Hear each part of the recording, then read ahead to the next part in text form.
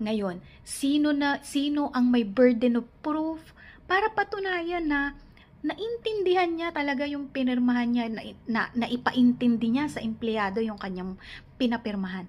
Si employer pa rin po yung magpapatunay nun. Kasi po yung mga waiver, yung mga kontrata, yung mga quit claim, mostly po, yan ay mga documents of adhesion o contract of adhesion na tinatawag. Ibig sabihin, nakaprepara na yan, na ginawa na ng employer, nakasulat na sa dokumento o sa papel, papapirmahan na lang sa inyo. So, ibig sabihin, si employer po ang may gawa. Ang gagawin nyo na lang po ay ibibigay ninyo yung inyong consent o pagpayag doon sa dokumento na papapirmahan sa inyo ni employer. Kaya po ang tawag po namin dyan ay contracts of adhesion.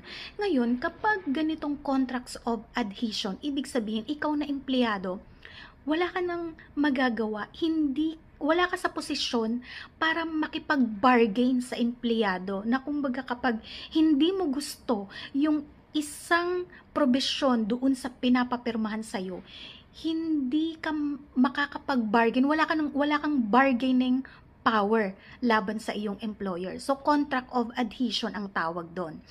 Dahil pumapayag ka na lang sa pamamagitan ng pagpirma, ang may pasanin ngayon na patunayan na naipaintindi talaga sa'yo yung pinipirmahan mo ay si employer. Okay?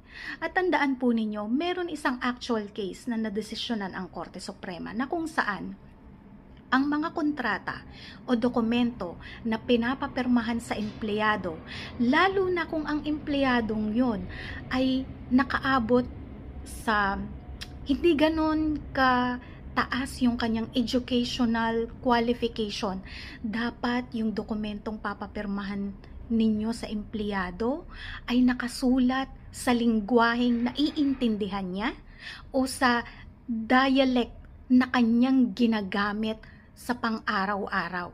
Okay?